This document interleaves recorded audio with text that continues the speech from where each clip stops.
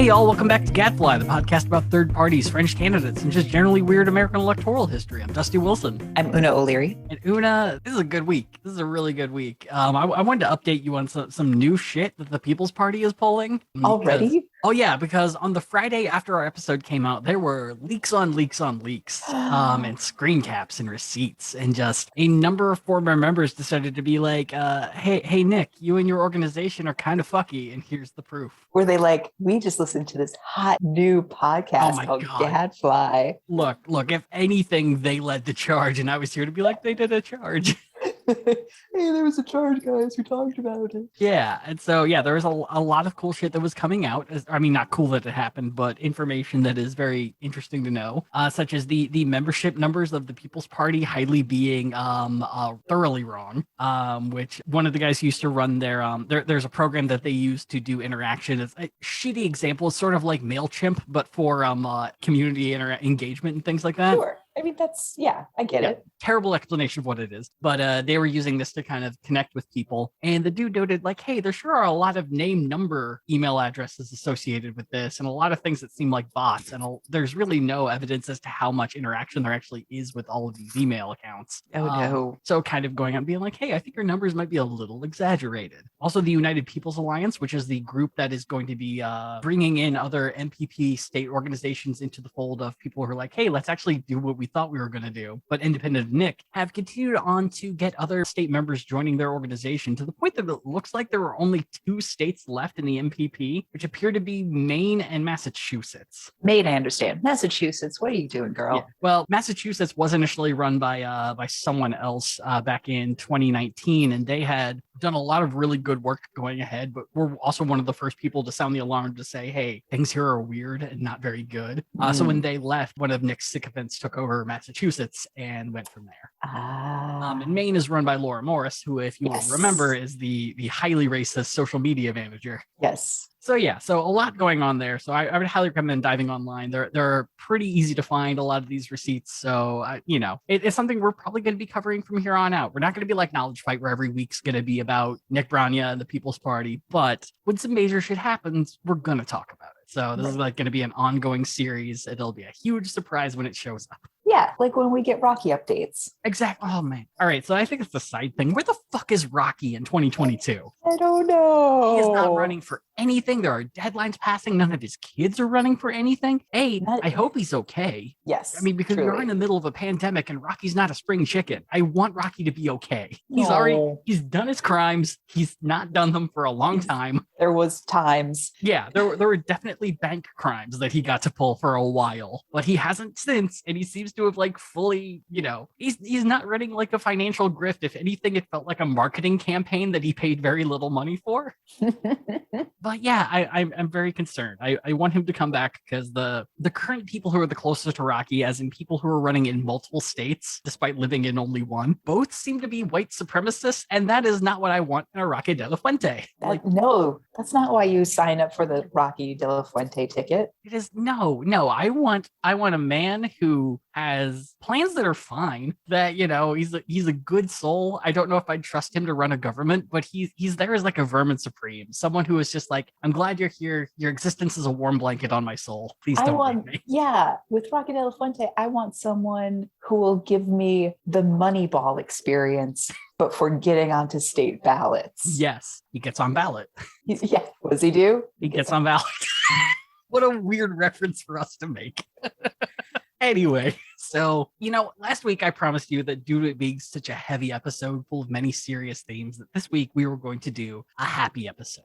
And I'm a man of my word, Una. If anything, I'm words of man. You are, because when you tell me it's going to be a sad episode, it is always a very sad episode. So this one, we're going full La La Land on this one, because it's going to be dancing. It's going to be a white dude like me telling you all about jazz. Oh no! It is a jazz episode. It might be the only one we ever do, but this tells the story of probably one of the most successful third parties in the state of Washington in the past 50 years. It's also it is a bebop and tale of just ridiculousness. It takes place in the heart of jazz in America, Tacoma, Washington. Shut the fuck up. But first, we have to tell the tale of who this begins with. A tale that is best described as the man it's based on when he called it the story of a Dickensian orphan. Oh, Lord. In Tacoma, Washington? Well, it doesn't start in Tacoma. It starts a little worse. So Thomas Raymond Kelly was born in Shelby, Montana in 1927. However, Thomas's parents couldn't exactly afford to raise a child. So the moment he was born, his parents gave him up for adoption. And the thing though is Thomas had the misfortune of being born right before the Great Depression, which makes it kind of hard to bring an additional child into your family. So Thomas got to stay in various orphanages in Missoula and Great Falls until the age of 16. Oh, gosh, this poor kid. But it gets worse because on top of that, at the age of 2, he gets polio. You promised me a happy story. It gets better. You got to start Dickensian before, like, I don't know, who's that kid? Like Nicholas Nickleby? It got better for him, right? Who? I don't know. I'm trying to think of Dickensian characters who things get better. Yeah. Like someone's heights got weathered and then they're better. Yeah. Okay. Yeah. So he's asking, please, sir, a little bit more gruel. Yes. Until Please, he's sir, a little 16. less polio. Yes. Oh. So one of the things I realized when I typed that is I don't know anything about polio. Oh, I just saw something on Twitter referencing polio to long COVID, and that like, actually, you're probably getting to this anyway. But yeah, that what we associate with polio is actually long polio, and it's not, okay, go ahead, Dustin. Yeah, 100%. So one of the main reasons I realized I know fuck all about polio is that barely anyone gets it anymore. So there's really no need to know about polio other than like FDR had it, and we move on. And but yeah, in 2019, save lives. Exactly. Yeah, I believe, what's the phrase? Vaccines you don't have to pay for and are open to anyone to make and use. Save lives. But yeah, in 2019, there were only 175 cases occurring worldwide. And the general deal is that polio is an infectious virus that 70% of the people who get it does absolutely fuck all. For the other 25%, you end up with kind of a sore throat and a fever, but you move on. There's another 4.5% that end up also getting really bad headaches and neck stiffness, along as pains in the arms and legs. But once again, once that's done, it kind of moves on. And then there's the unfortunate 0.5% where the virus goes from their gut into their nervous system, causing muscle weakness and flaccid paralysis, which is a terrifying phrase. But this is essentially one of the major things that can cause long polio, where you end up getting muscle weakness that feels like you have polio all over again. It results in muscles not growing the way they should. And so as I said, Franklin Delano Roosevelt's a prime example of this, but this would also happen to Thomas, who would end up using a cane for much of his life. But despite all this hardship, Thomas would discover an oasis of joy: music. In his early years, he would join his orphanage's fife and drum corps, playing the snare drum, and then moving on to learning how to play a full drum set. After years of learning, his tutors would note that there's kind of a hitch in his plan. And the deal is, when you're playing drums, one foot controls the pedal that hits the bass drum, and the other foot controls the pedal that uses the hi-hat, which is sort of like two cymbals clashing on each other. His foot doing the bass drum, perfectly fine. His foot doing the hi-hat is the one fucked up by polio. Damn. And so his tutor said there's literally nothing you can do to be able to play your drums professionally. You can play it fine. It's just you're never going to be able to be in a band if you can't get that hi-hat working.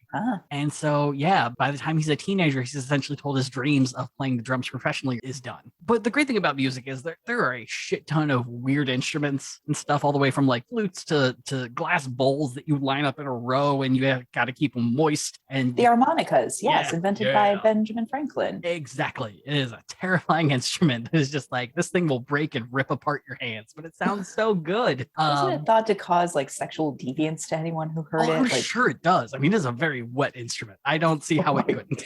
Oh my God. So one day, Thomas is kind of walking around his high school. He's going to Seattle Prep High School, and he's just kind of snooping around as you do. And he opens up a closet. He finds this ratty, abandoned stand-up bass, to which he said, "This is now mine. Prove that it's not." And took it home to the orphanage. Yes. And from there, he taught himself how to play it, because the last time he had tutors, they told him to give up on his dream and fuck that. And he learned his lesson, which is fight the power. Yeah, don't trust authority. Learn any instrument. Learn the biggest fuck off instrument you can find. And so he starts teaching himself how to play this thing.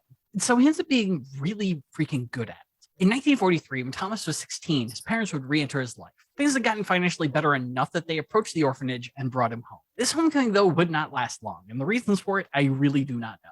But in this order, Thomas would drop out of high school, run away from home, and head to the big city of Tacoma to make it as a professional jazz man. I don't know. I'm sure going in, there are wildly huge assumptions on both sides after 16 15 years apart, just like, hey, cool, we got a little bit of money, so where's our baby boy? And it's like, your baby boy is 16, but I was really hoping for a loving family, and oh god, this is still awkward. Exactly. Yeah. I mean, people that you've never known your whole life suddenly want to be your parents and instill rules that you are not familiar with. Right. Well, before the age of just, I don't know, any kind of therapy to talk through abandonment issues. Yeah, that's 100%.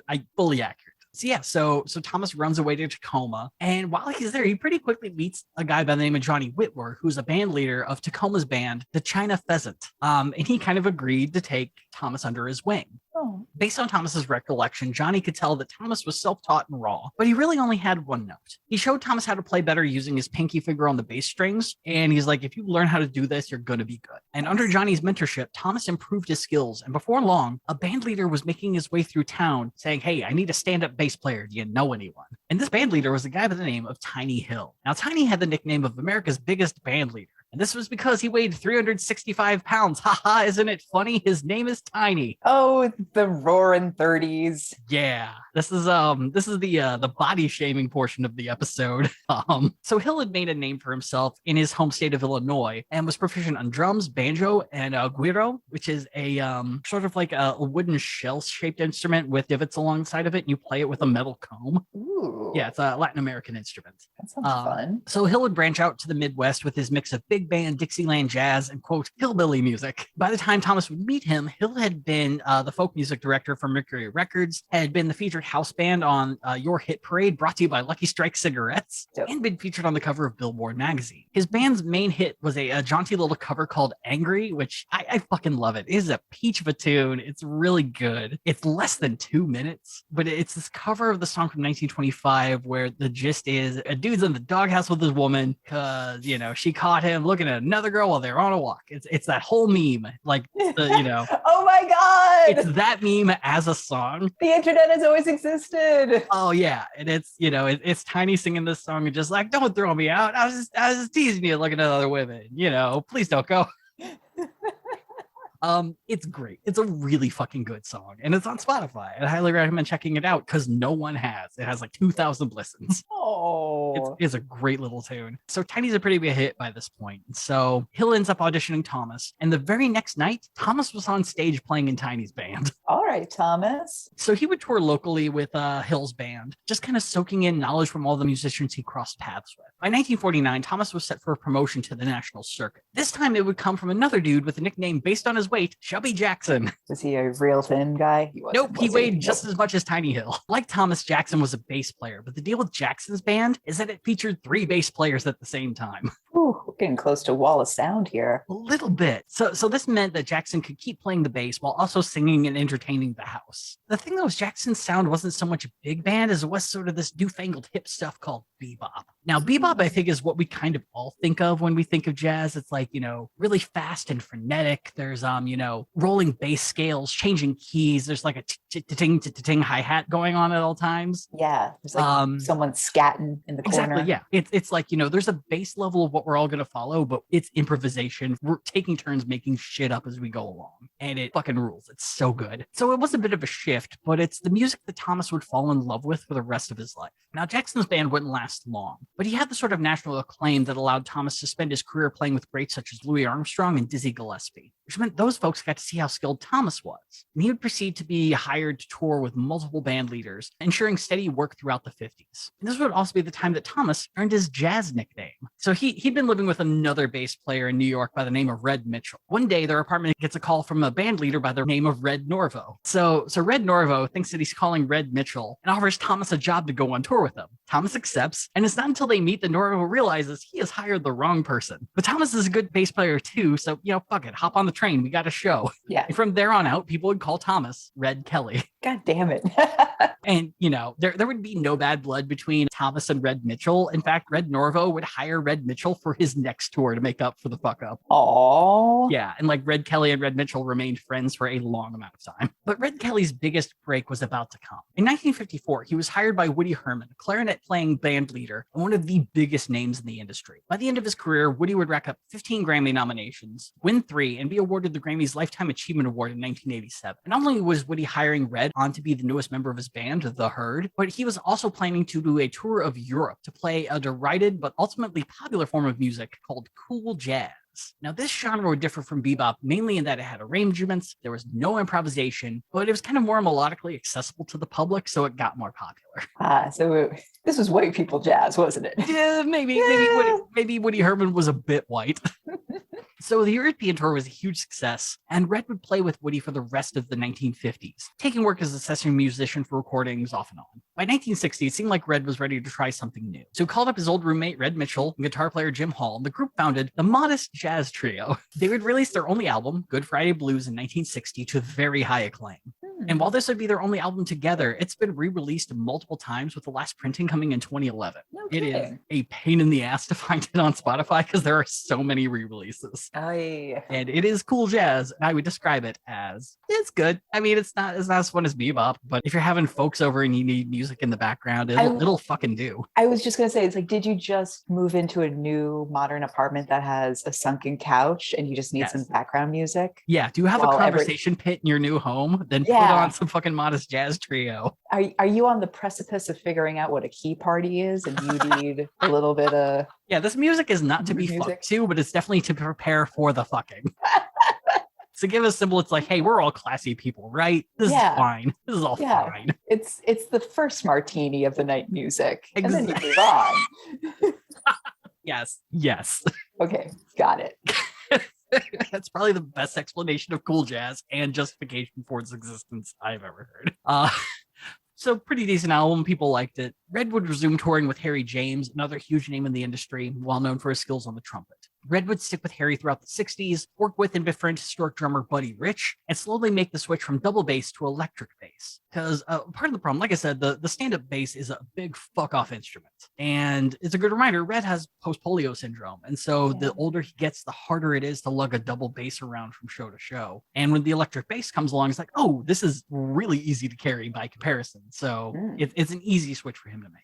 Also, by this time, the early 1970s that he's switching over. So he's in his 50s at this point. So it's kind of getting to the point that, you got to make some sacrifices. In 1973, Red would completely retire from touring. Harvey Siders of Jazz Times would state, quote, "If ever a musician was made for the road, Red Kelly was the living template. A hard-swinging, hard-drinking, easygoing, what town are we in now guy." Which, I mean, for a band, who could you possibly want more? But this wouldn't be the end of Red's music days. He would move home to Washington to the town of Tumwater, which is near the capital of Olympia. He'd marry Donna Griswold, and the two would open their own jazz club the very next year called the Tumwater Conservatory. And they opened it right down the street from the state capitol. This helped in making the main clientele of the club politicians and journalists. Red would perform on the club stage 6 nights a week, leading a band of his closest friends and giving second chances to people who had given up on professional music. One such person being Ernestine Anderson. Now, Ernestine had made a living as a jazz singer during the 50s, but as jazz became less popular in the States in the 60s, her and many other jazz folks had to move to Europe if they were going to find work.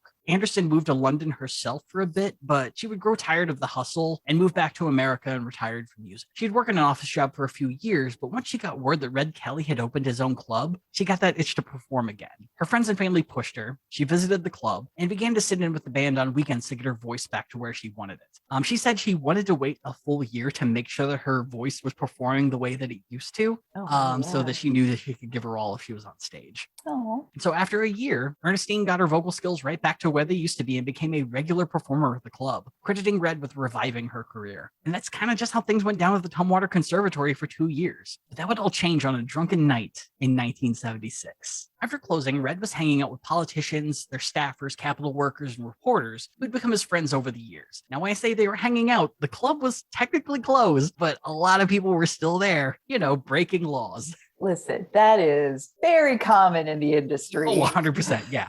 I spent a number of years as a bartender. The number of times that we stayed open later to hang out with regulars. Yes. It's where you make the bulk of your tips and get to stick it to the ownership just a little bit. Also, when else are you supposed to smoke while you drink? No comment. Yeah, and so he's hanging out with all of his, politician and journalist friends afterwards. And Red is just like, he's this jovial guy who's just friends with literally anyone who comes in. And so one of them, just kind of fucking around, asks Red if he's going to run for governor because it's 1976 and it's election year. And fuck it, we're drunk. We drank like all the gin. I'm sure Red has an opinion on this. And so Red kind of fucking around says, yeah, fuck it. Why not? Sure, I'll do it. But little did he know that in the crowd was a guy by the name of John White. And John just happened to be the Associated Press's state capitol correspondent for Washington. Oh. And there are differing stories on this. Like in future iterations, John has stated he knew what was going on. In other iterations, he didn't. I prefer the one where he didn't because he sounds a little. I don't like a lot of the things he says later in the story. So he's the designated villain for now. So in this story, he takes what they're saying as serious, goes home, writes an article saying that Red Kelly's running for governor, and prints it. Amazing. And so suddenly all these newspaper folks and TV reporters are going to Red's house being like, seriously, are you gonna do this? And as Red would say, I went to bed a drunken musician and I woke up a drunken gubernatorial candidate. But Red's not a guy to back down from a fun time or an adventure. And one of the advantages for running for state office in Washington was that at the time, it was really easy to get on the ballot. So if you're a third party, here's all you had to do in 76. On the day that the GOP and the Democrats are holding their state primaries, you hold a convention. And if you can get the signatures of 100 people who didn't vote in either the GOP or Democratic primary, you're on the ballot. Oh, shit. What better demographic than probably a bunch of the customers coming into a jazz club nightly? Absolutely. So Red would also state that a number of Washington Supreme Court justices were regulars at his club, and it's alluded that they might have tipsily informed him of this obscure law. Amazing. And when asked about it, Red said, all those fellows are our friends. I don't know if you could say we got legal advice from them, but it certainly wasn't illegal advice.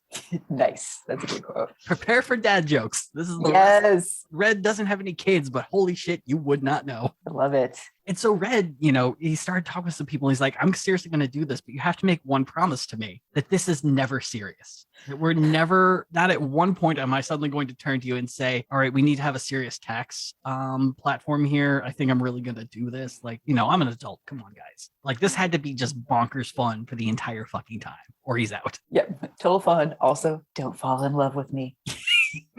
And so Red would make one campaign speech about 1 week before the party convention would occur. Quote, I'll say, school teachers, you won't get any raises. Environmentalists, I'm cutting down trees. Highway people, I'm against new highways and maintenance of existing roads. School districts, you'll get less money. Businesses, you'll pay higher business and occupation taxes. Power companies will do away with nuclear generating plants. People will try to raise your taxes. And then I stand back and say, look, here's Red Kelly, a man tied to no special interest. Everybody hates me, but don't forget, unemployment isn't working. And that should get me elected.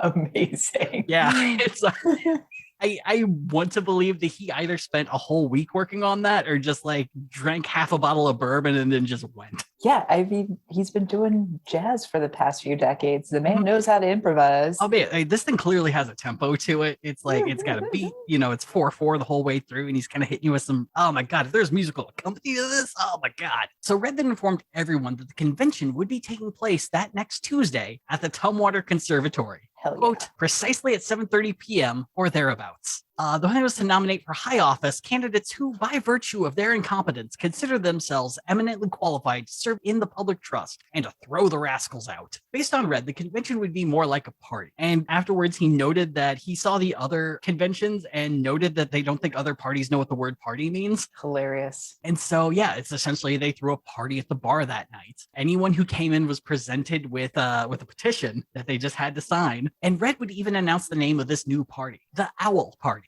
The letter stood for, at the exact same time, out with logic, on with lunacy. Cute. Officially, the party would be described as, quote, comprised of kooks, cranks, crackpots, and other ne'er-do-wells. He had finished up his speech by saying, quote, I'll probably be impeached in 2 weeks or less. And he would amend this, though, by the convention by promising that if he was elected, he would quit before being even sworn in. I'm promising to everyone, quote, the buck starts here. Also, the reason that Red made a whole party is because he sure as hell wasn't going to run for governor all by himself. So the Owl Party would announce a whole slate of band members, bar employees, and regulars for state office. Oh my God, this has like Muppet Show vibes to it. That's yeah. If you're imagining, oh fuck, I wish I could remember the name of that Muppet band. Yeah, it's them. It's literally them. So let's take a moment and introduce the band. Yay! I'm Lieutenant Governor. Give a round of applause for house pianist Jack the Rip-Off Lemon. For Secretary of State, probably my favorite candidate of them all, we have Red's mother-in-law and the bar chef, Fast Lucy Griswold, who is 70 at the time. God bless. More older women in politics. Also, one of my favorite things about her is that she was the regular closing act for the bar, where every night she would sing a loud and tone-deaf version of Show Me the Way to Go Home. And it's like, in other interviews, she's like, paraphrasing here, I know I can't sing, but as long as you're having fun, you should sing as loud as you want. Oh. Yeah, Lucy Griswold seems fucking amazing. On Auditor, we have the mysterious Ruthie Boom Boom McInnes. I know nothing about her, and she provided no information. Strumming on the guitar and the need-to-be attorney general is Bunko Bob Kelly. Now, the campaign would state that Bob Kelly, no relation to Red, was a sergeant in the army, but he always wanted to be general. And the party felt like attorney general is the best gift they could give. It's damn close enough. Also on guitar, but this time the regular house player that we have is their candidate for Commissioner of Public Lands, a dude by the unfortunate nickname of Don Earthquake Ober. No. Out of the shadows of who knows where, for insurance commissioner, we have Archie Whiplash Breslin. And finally, on piano, running for treasurer, we have Jack Percival. Yeah, I think the funniest joke is that he is last and has no nickname. So within days of the party at the conservatory, all of the candidates made it onto the ballot, except for one guy who went by the name of Doc Heath. Now, Doc was going to be running for superintendent of public education, but the mistake that he made is that he listed the Owl Party as his organization and superintendent of public education as a nonpartisan job. So by listing your party, checked off the ballot. Sorry, man.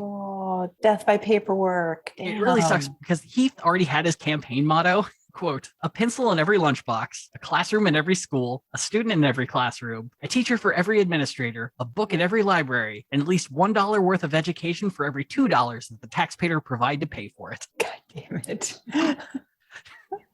I feel like it's just a room of uncles. Yes. Yeah. So Doc sadly will not be joining us on this lovely adventure. But the other 8 did make it in. And yes, by law, their nicknames had to be on the ballot. I should also note they began their campaign on September 21st, which gave the Owl Party 41 days to run for the highest office in the state. They're used to touring. Yeah, it's a really good point. That's a really good point. So this might make for a stressful tour schedule to give speeches and glad hand and kiss babies. Red had a plan for all that. We're not going to fucking do it. Anything that happens out of this bar. No one travels. Amazing. If you want any quotes, come to the bar and Red will give you one. Right, for the price of a drink. Yeah. So Red and his party didn't give a single speech or do a single event during their campaign. A few members would do interviews, but they made the point to never hold fundraisers. But they did have one bit of merch that they sold. It was a bumper sticker, had a picture of a bear and an owl on it, and it said bumper sticker. But Red would note that they weren't able to get any glue adhesive on the back, so you had to like put them in the back window of your car. It's so stupid. It's so dumb. I probably saved them a lot of money and it's so much funnier.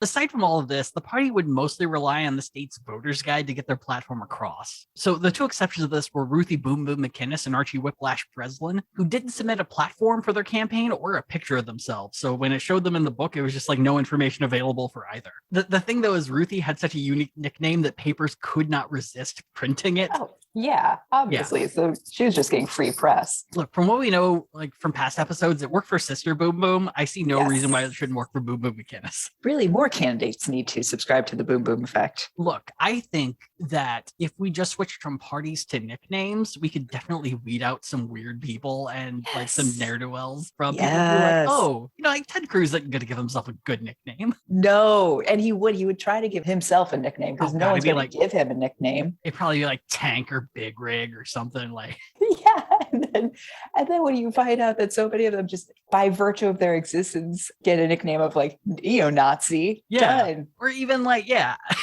it's like, maybe you could have a vote amongst candidates to change their nickname. Like for Ted, it could be like guy who searched for incest porn by tweeting it. Oh my God.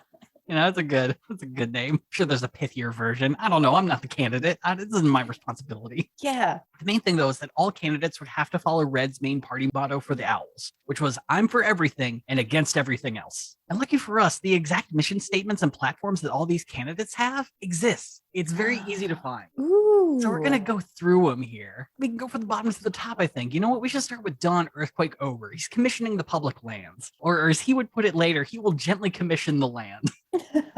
Which, you do you, King. You do you. To which you would say, what could be more important than one job? 2 jobs. This continues on until he's like, what could be better than 8 jobs, 16 jobs? What could be more important than 16 jobs? And then it just kind of stops there. We cut down our trees, we create jobs, and all know and recognize the most economical and efficient method of removing trees is what was once caustically and erroneously called the slash-cut method, which we now call the clear-cut method, and next year will be termed the clean-cut method of logging. Aside from being economical, this method gives us those aesthetically pleasing open spaces we so sorely need. Of course, those trees will always grow back. Witness, for example, the cedars of Lebanon. As the Bible so eloquently states, if your tree offends you, pluck it out and make it into a number 2 peeler. This policy also sets the stage for another great literary classic, which will be entitled A Tree Grew in Washington. The last major earthquake cracked the dome, and all earthquakes aren't over, so if you want to shake up the Capitol, throw the rascals out. Oh my God, that was a journey. Yeah, a lot of these are like some very wordy journeys that clearly were not edited, and probably were not written sober. Definitely not. So that's the guy who wants to commission the lands. Fast Lucy Griswold, running for Secretary of State. It has come to my attention while campaigning across the width and breadth of Tumwater that no Secretary of State has been able to take shorthand or do typing. It is my intention, therefore, when elected, to take a correspondence course in typing and shorthand, thereby giving this state something it has never had or wanted. Furthermore, I am taking unequivocal stands against the following: the heartbreak of psoriasis, bedwetting, postnasal drip, and so the other thing she refers to as the Big O. Would you like to guess what that is? Oh, besides a nickname given to me in high school? Oh, no, she's against you? No. Apparently, the Big O is hemorrhoids. What? Yeah, because it's the shape of a butt. No. Yeah, the Big O. Because initially I was orgasm. like, Lucy, there is no way in hell someone as cool as you is against orgasm. And Yeah. then it was like, yeah, that's hemorrhoids. It's just... My guess is they might have taken issue with the word hemorrhoids in a fucking campaign issue. I have no idea. Either which way, I wish only that my opponents would do likewise. Because of my expertise in the culinary arts, I've developed 2 new recipes. One is for welfare rolls, and the other is for unemployment rolls. And using a new special yeast, you can't raise the dough no matter how much you knead it. Yep, that's the 70-year-old running for Secretary. There's so much going on here. Do you have any notes for Fast Lucy? I don't think she'll take them, but...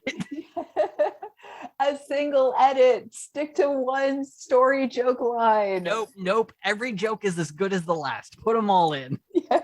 Sky's the limit. We have Jack Percival, who seems to be the more serious of all the candidates running for treasurer, who states, because I am descended from a long line of carpetbaggers, my credentials for this office are impeccable. Few know that I am called in financial circles penny pinching and penurious Percival. Actually, my father and mother wanted to name me clean as a hound's tooth Percival, but that name had already been appropriated. I stand for the following. To increase revenues without increasing taxes, we can take advantage of our renewable resources by packaging and selling transparent fog and dehydrated water. Because municipal and school bonds are non-taxable, their rates are lower. We should borrow more at those lower rates and lend the proceeds at market rates, retaining the difference to pay for salary increases of our elected officials who are sorely in need of additional personal funds. We should buy everything on credit cards, for as every person knows, this makes the budget easier to balance. From time to time, we should call all the state's negotiable assets and convert them to cash just to see what all that money looks like. And he finishes it by saying, no jive.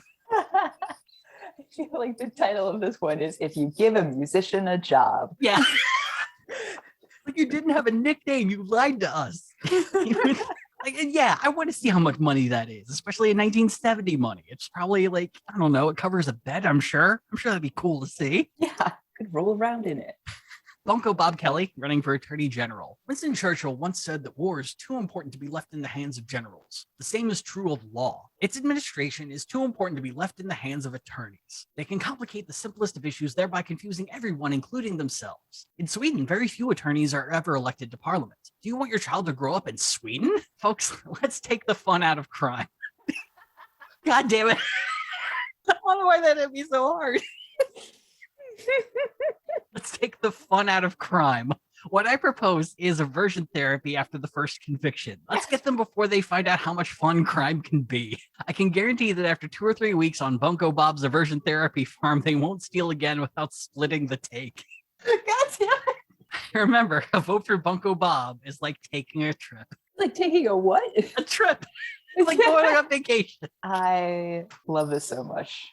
Next, we have Jack the Ripoff Lemon, who's running for lieutenant governor. My platform is a 4-cornered triangle, which has its cornerstone a piece of pink Venetian marble, which I picked up while spelunking in the catacombs under the Vatican. The second corner of my platform is a promise to institute a bond issue to build a covered syndrome, one that is centrally located between Tonasket and Tenino, which is the northwest part of Michigan, so that it can be used by all the residents of the state. So the use of syndrome here was definitely questioned by reporters to be like, what are you talking about? I think what he meant was a sun dome. Because they're like, syndrome, how do you spell that? And he's like, however. Yes.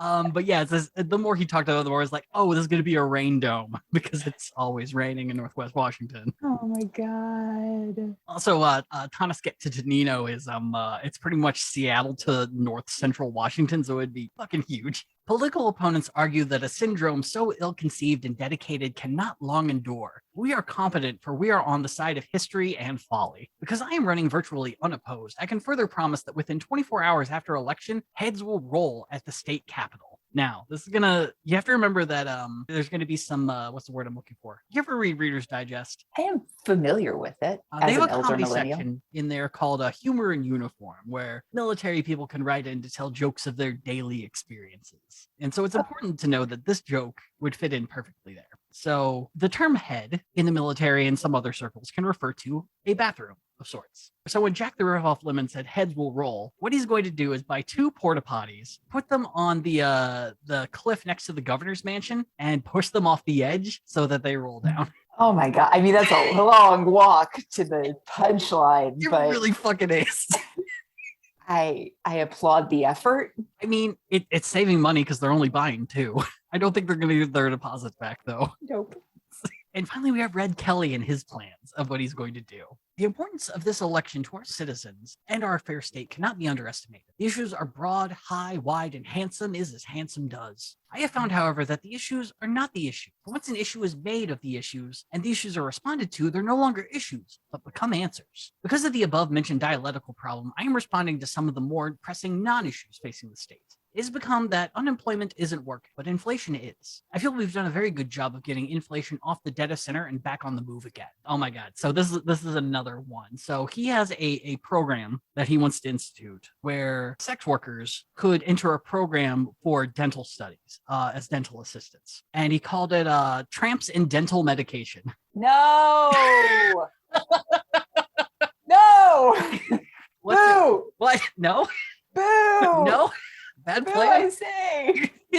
I hate to say it, but it might be the most progressive line on sex work of the time. Absolutely. But again, as a long walk to a ridiculous punchline. You know, for as long as it takes to get to these jokes, it at least gives me faith that if they're elected, it'll take a while to get anything done. So it's at least a plus. Oh, this one sucks too. So because of the energy crisis and potential oil spill non-issues, we have been asked to think tanker. But what I propose is the importation of Irish tinkers to fix the linking tankers. In this way, instead of thinking tankers, we can think tinkers, thereby solving 2 problems with the single stroke of a ball-peen hammer. We reduce oil spills, we help wind down war in Ireland.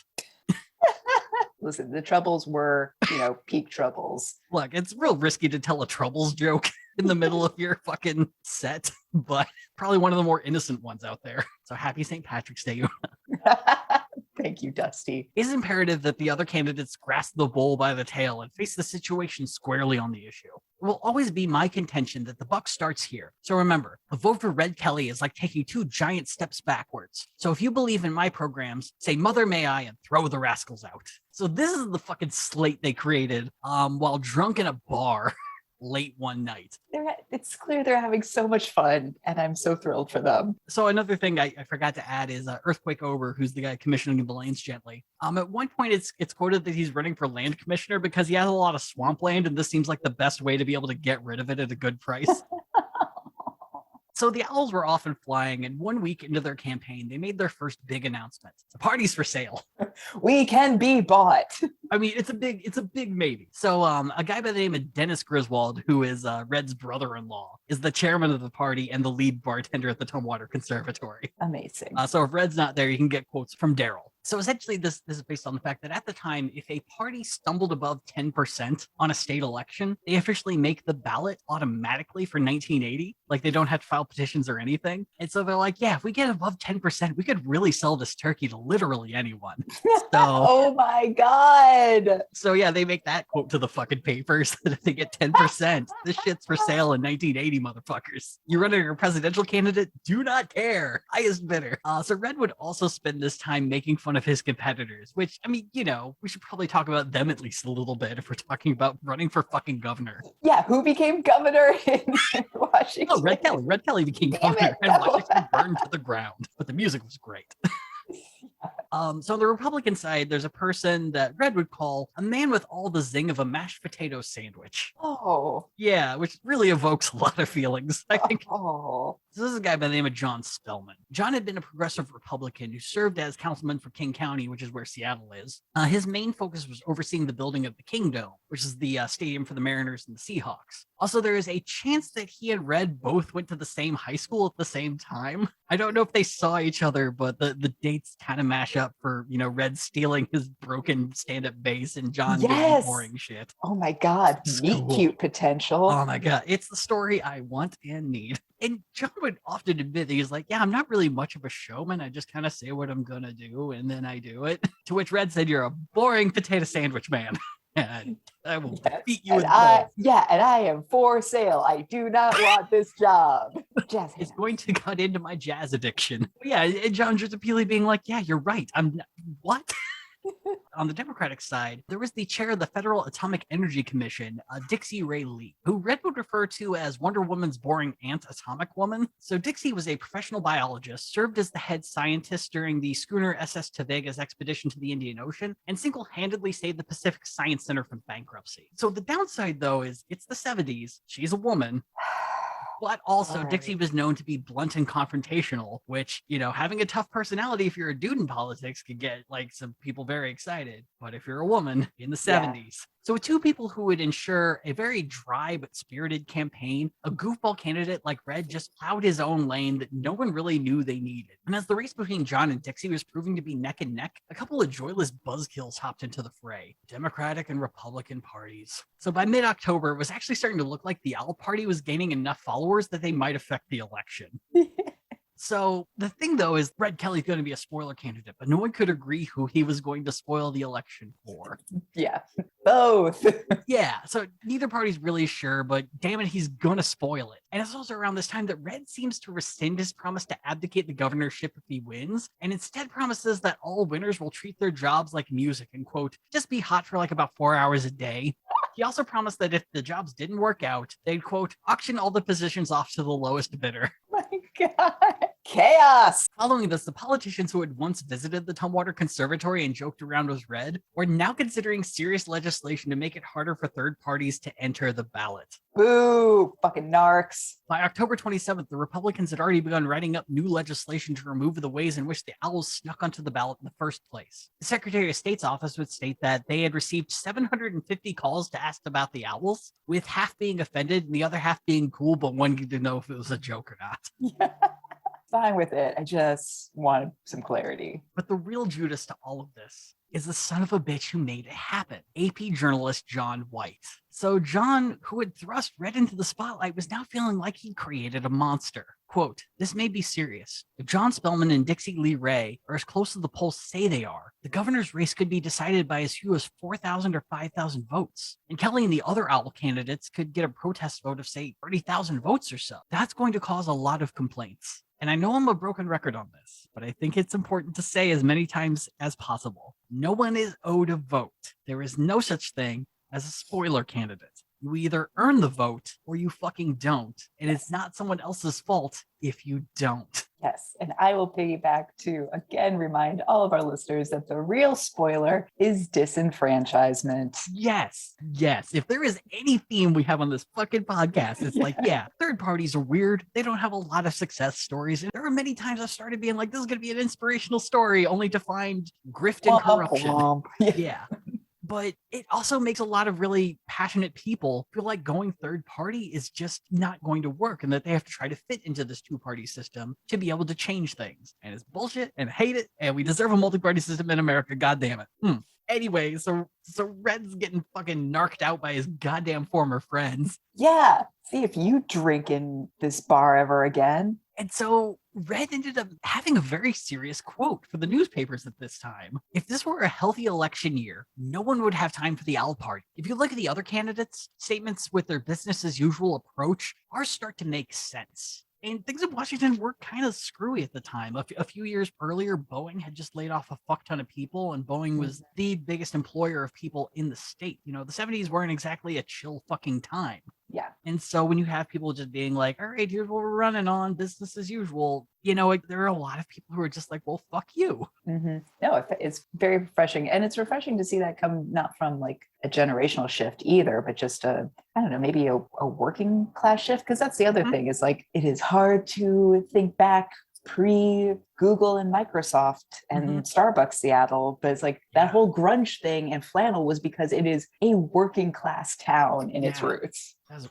really fucking good point. So Red would also note that if John or Dixie could inspire people out of voter apathy, then they would have no worry about so many people finding common ground with a satirical party like the Owls. Yeah, if anything, use it, like bounce against it, be like, so like these are the things that we're going to be doing for you. And I'm glad I have this foil against which to show you what I can do as a politician. Exactly, yeah. Not to be like a bunch of joyless assholes. And you made Red be serious. That was his one promise he made to himself, and you made him break it. Yeah, this man was in an orphanage. Yeah. What have you done, politician? Hasn't this man suffered enough? He's living his life running a bar with his friends and his wife. He'd probably still be touring if it weren't for the chronic polio. Yeah, you fucking assholes. Yeah. In the words of Great Uncle Zoid, God's sake, someone throw a pie. So in the end, the panic of the Owls being spoilers was massively overblown. Dixie Lee Ray would win for the Democrats and became the state's first female governor. Red Kelly wouldn't even win amongst the 5 other third parties that were running. Red would get 0.8% of the vote and lose to the American Independent candidate Art Manning by 6 votes, placing him in a solid 4th. As for the other Owls, though, they did considerably better, and every single one of them finished in 3rd. Oh, damn, okay. A fact that Red was more than happy to brag to the press that night. Oh. So none of them would even come close to being spoilers, and across the board got between 2 to 4% of the vote, with Ruthie Boom Boom McInnes, a person who had no campaign statement or picture, getting the highest percentage of votes with 3.35%. You know what we say to that? Boom, boom. Yeah, we love a buddy and we love a boom boom. So none of the candidates would concede after the election.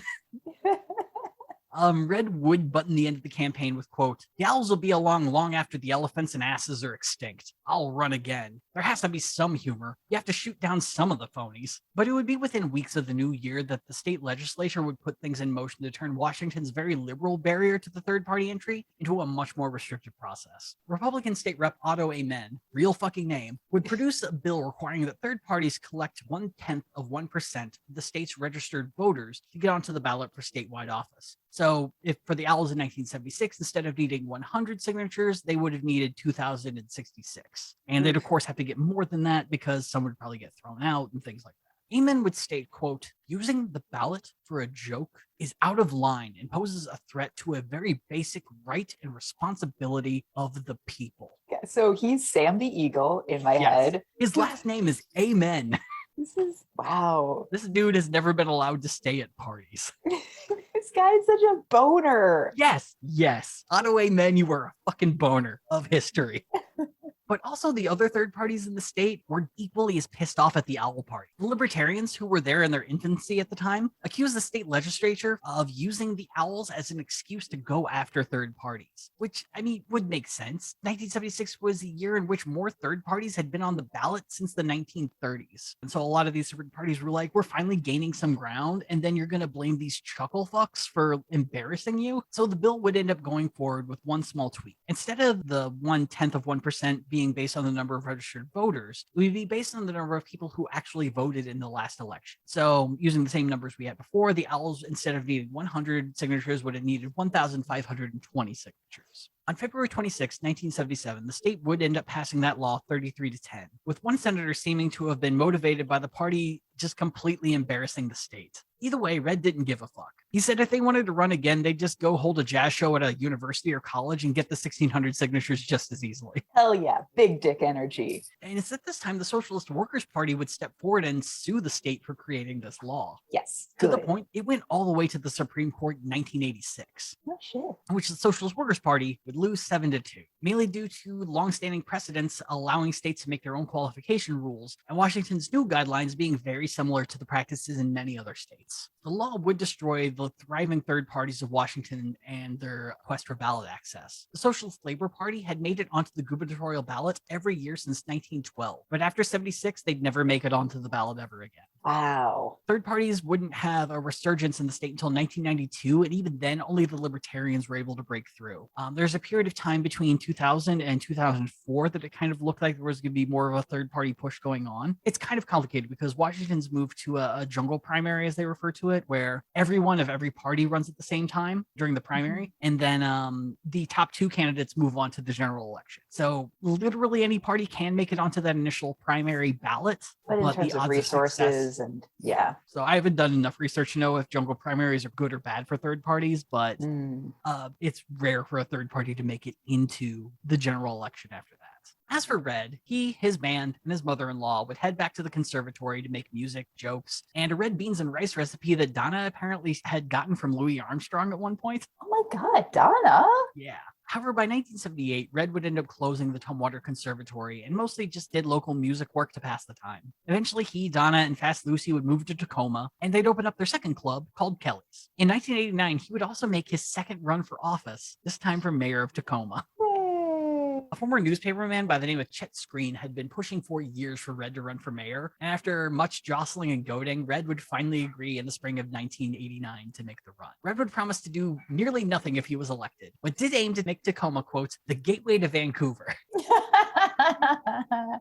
He also stated that mayors would probably do a better job if they were on drugs at the time, so he promised he would do that, but also if he was elected, there would be more sun on more days. Cute. I like it. He would also, if he was elected, try to do a trade with Seattle, where for a smelter stack in Tacoma, they would trade for the Space Needle.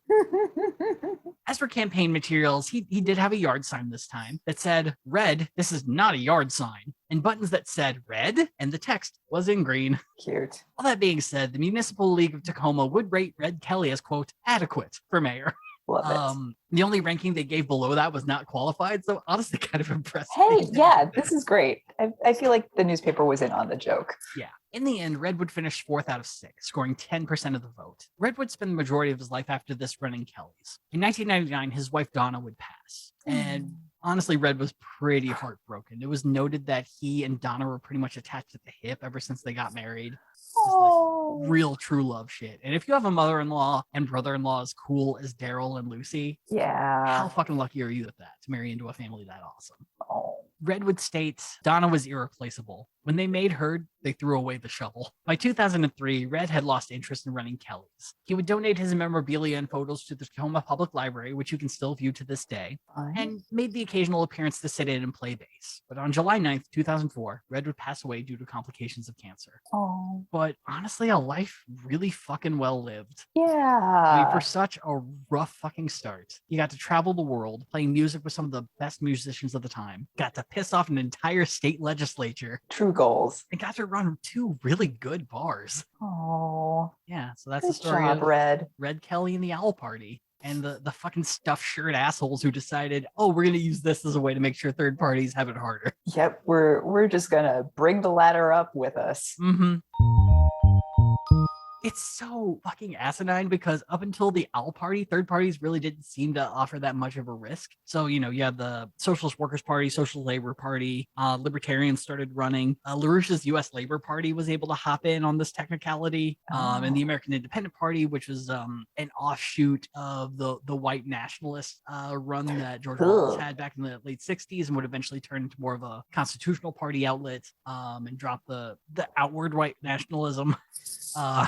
But yeah, it just got to the point where they're like, holy shit, third party might actually do well. We gotta stop this. Yeah, and for all the hate towards the Owl Party, it's like it is definitely one of those things where if it wasn't the Owl Party in that election, it would have been another party in a different election. Oh yeah, it would have been the Libertarians in '92, or like whenever they started to get things going, they would have figured out a way to knock that down.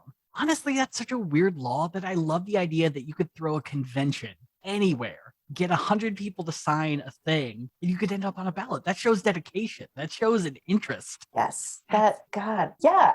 I wish that were the law across states. Yeah. I mean, you might end up with what we see with the California recalls whenever they happen with like 100 people on the ballot and pure chaos. But fuck it, sometimes chaos is okay. Like you'd put in, be like, all right, whoever like top 10, whoever gets the most signatures, we're going to go from there and we're going to cut it off at 10. I don't know if that's legal, but I just think it'd be fun to get a bunch of like first time voters into a Polish dive bar here. Oh my God, that'd start, be amazing. I don't know. Punchki party? Yes, the Punchki party. It's so great. We're going to outlaw all donuts, cronuts, and yeah, fuck that noise. You don't need it. Oh yeah, I recently found a bownut, which is like a donut made with bao dough. Oof. Yeah. Sure. I'm sure it's amazing. Yeah. I would just rather have a bow. Punchki fascism is what we're bringing to the party. Oh my God, no! Punchki progressivism. This is gonna be really awkward when I bring up the Chicago-based Polish party of the early 90s. Ooh, I can't wait. Ooh, that's gonna be a rough one. You are not gonna have fun with that. Great. But we'll get to it. We'll get to it soon. That being said, I think a good way to end this episode is of a video I found on YouTube. Best I can tell, it is the only recorded performance from the Tumwater Conservatory, and is Ernestine Anderson singing My Funny Valentine, backed up by Red Kelly and Earthquake Over. Oh my goodness. It is fucking beautiful. It's definitely one of those things where there is a crowd, there are drunk people talking for a bit during the beginning, but it's also one of those performances where the talking kind of gets less and less as the performance goes. Oh. So we'll see you next time, and enjoy this cool jazz from My Funny Valentine here on NPR. See you guys.